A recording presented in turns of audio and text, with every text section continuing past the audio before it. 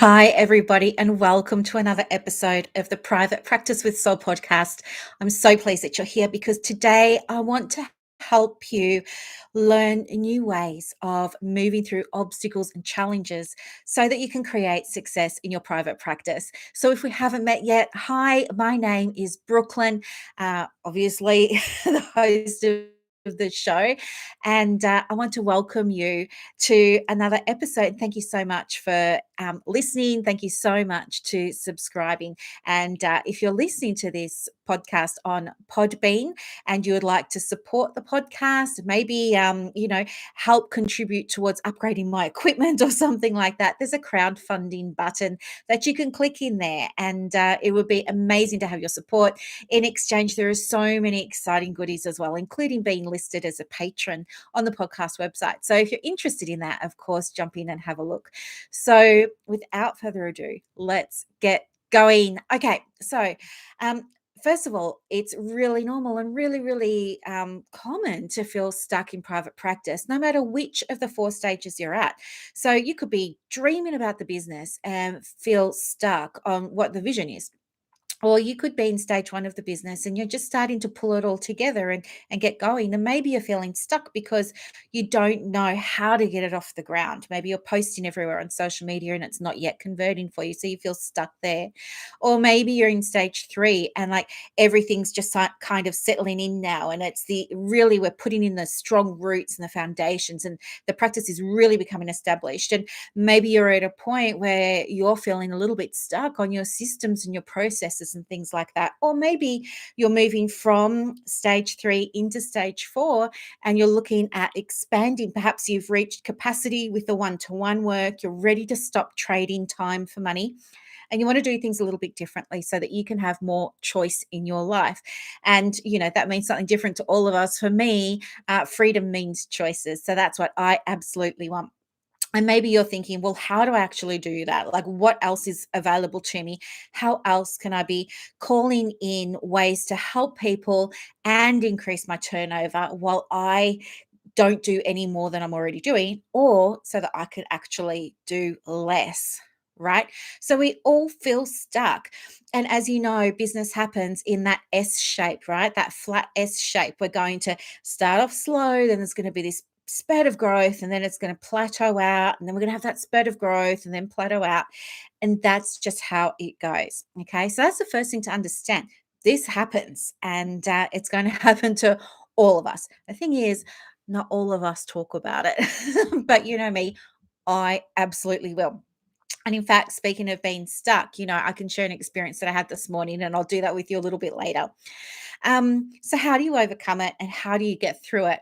Well, I was reading the book Mary Magdalene Revealed by Megan Watterson. Now, Megan also created a deck of oracle cards called the Feminine Archetype Oracle Cards, and they're just amazing. But she's a feminist theologian and she researches the Gospel of Mary, and it's been so interesting to read. And one of the things that's come out of listening to her work is this idea that, as we've mentioned previously on the podcast, we have our ego sort of here, and then here we have our heart. And if you're one of my clients, I often say to you, are you in your head? We need to drop down into our heart. Or where head means kind of like that ego, that masculine sort of space, and heart generally traditionally refers to that sort of feminine space. And so, what I understand now after, researching more of Megan's work is that, right from the very beginning, it was we are 100% spiritual, we're 100% soul, and we're 100% human. And I think that that's so important because when we look at challenges through the lens of being 100% human and being 100% soul, it puts a very different perspective on these things that we bump up against in business. Okay. So I think to feel like we're stuck is a very human experience. I don't believe our soul ever feels stuck. I believe that our soul always knows the right next aligned action for us to take. So if we look at obstacles through this lens of spiritual practice mixing with a private practice, I think what we can all agree on is that it's our mind, it's this human experience that causes us to interpret or perceive something as a challenge or an obstacle. And I think from there, what we do is we go to human ways to solve those things.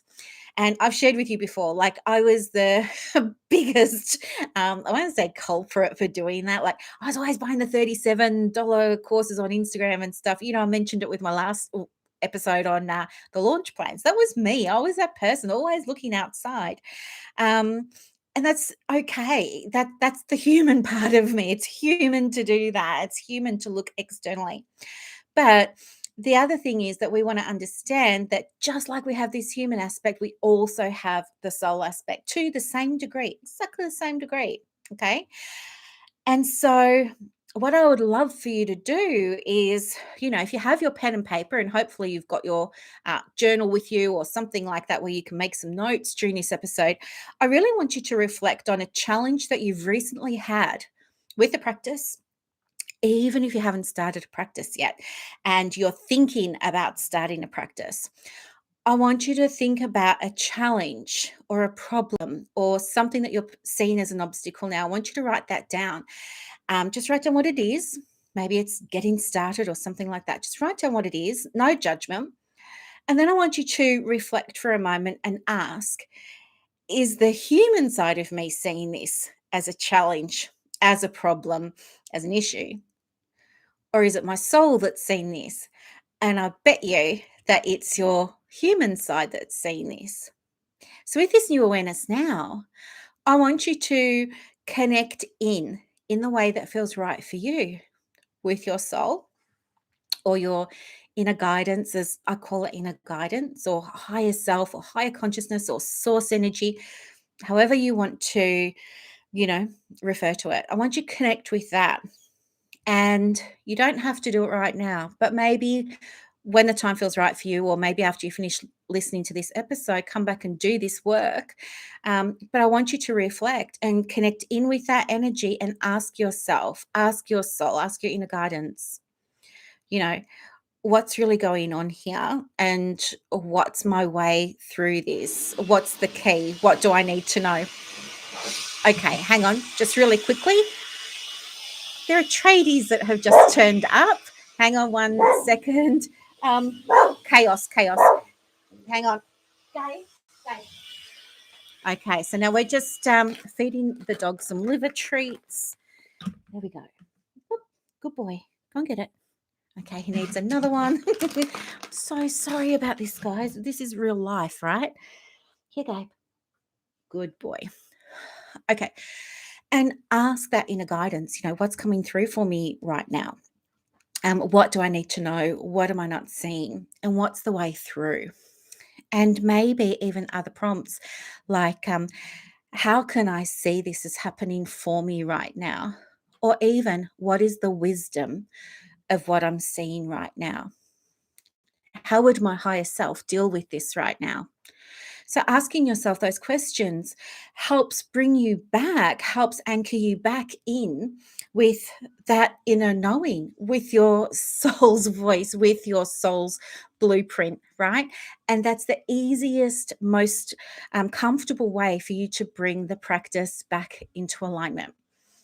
Okay, so now we have some radio noise in the background from my handyman, which is great, but we're just going to push on. Okay, the other things, apart from being able to appreciate that we're 100% human and 100% soul, the other thing that I want to bring your awareness to, Gabe, the other thing that I want to bring your awareness to is asking yourself, you know, is a way of dealing with this by looking at blocking out time to get things done. So, really looking at how we're managing the energetics of private practice. So, I want you to think about, am I doing things when my energy feels aligned with it? Or am I doing things past that? So, for example, I feel most energized in the mornings. And so that's when I see my clients. However, in the afternoons, I like to do admin work. So that's when I sort of sit down nice and quietly and do that sort of calm, sort of logical, masculine admin work. And it feels really, really good to have that sort of mapped out and ticked off by the end of the day. So if you're finding that there's challenges and you're procrastinating or you're avoiding things, again, that's your human experience. So work with it, acknowledge it, and ask yourself, what would make this easier for me to do? And often it's going to be either time blocking in your diary to deal with something, or it's going to be task blocking in your diary. So time blocking is where you block out, sections of your diary to do certain things based on your energy. But task blocking is when you say, okay, first thing every morning at 8:30 a.m., I'm going to go live on my social media or something like that. Okay. When you are time blocking for things like catching up on admin, what you really want to do is set yourself up for success with this. So it means going to your sacred space, having a pot of tea, having a cup of coffee, turning on the salt lamp, and turning off all notifications and distractions. Maybe leave your phone out in another room. Okay, don't bring your phone in with you, and just give yourself space to get that work done. The next thing is, when we're looking at challenges in private practice, to really reflect. A few episodes ago, we spoke about shadow values and, the bright, shiny values. So, for those of you who missed that and you're yet to hear it, essentially we have two sides of the same coin, and that coin being, the things that are important to us. So, this one side of the coin, we will talk about freely. We will post them on our websites or post them on our social media. We value inclusivity. We value, truth. We value um, community. We value non judgment, all those sorts of things. But you might also have, and you do have, shadow values. And some of the more common shadow values are things like, power or control or freedom or choice or appreciation or authority or things like that. So, what happens sometimes is when we experience a challenge in our private practice, it's because there's a conflict between our values. An example of this might be, we have a shadow value of having more choice, more freedom, and turnover is our way to do that. Yet we have a conflict with our bright, shiny value, which is everyone should be able to access everything all the time. Okay, so can you see how those two values aren't going to work hand in hand? So you need to really think which one's going to be the dominant value here, and how can we get them working together in alignment to help you, deal with this issue in the business. So ask yourself, well, if I charge this higher fee, how many ways will charging this higher fee help me to have the capacity to provide a service to more people more often at affordable rates or something like that? And you set that as your journal prompt and see what comes through. And what you've done there when you've completed this activity is you have brought this challenge, you've resolved this challenge now by bringing the values and the shadow values into alignment. Okay. So if you need help with that, go back and listen to the episode on values. And if you still get a bit stuck, let me know. Send me an email or book a free chat with me and I'll help you with it. It's not a problem. So that's two or three ways right there. And then, you know what? The other thing is, you have to also work through any limiting beliefs that you have, right? Because, as we said a moment ago, I don't know what you believe, but I believe the perception of challenges is a very human thing. And we pick it up through our senses, through what we're seeing, hearing, touching, tasting, talking about, all of those sorts of things. So if we can process a limiting belief, then we create space for a new, healthier belief to come through. Okay. So, for example, a simple way to process a limiting belief is to ask yourself, what do I believe to be true about this situation that might not be 100% true? And then you want to delve a little bit deeper and ask yourself, how is holding on to this belief impacting my practice? How's it impacting my finances? How's it impacting my health and well-being? How's it impacting my relationships? All of those sorts of things. Is it impacting my sleep? Go through all of that. And then the next step, the third step, is going to be asking yourself, if this belief did not exist in the world, if it did not exist in my mindset, I want you to think, what would become available for me then? Okay, what would be going on in the practice? What would I be saying to myself? What would I be thinking? How would I be feeling? What version of me would be showing up if I wasn't restricted by this belief? Okay, and when you've done that, you then create a new belief based on that. Okay. So now that we know the original belief was false, it wasn't 100% true, and you can see what's possible for you on the other side of it, let's create a belief that's going to work for you. And here's the trick, it doesn't have to be the opposite belief, it can just be a belief that uses a process word like every day. It gets easier for me to see how bumping my fee allows me to help more people that really need my help and couldn't afford it. Okay, so something like that. So you create this new belief and you go from there. And this is how we overcome limiting beliefs and challenges around the private practice. Make sense? Okay, good.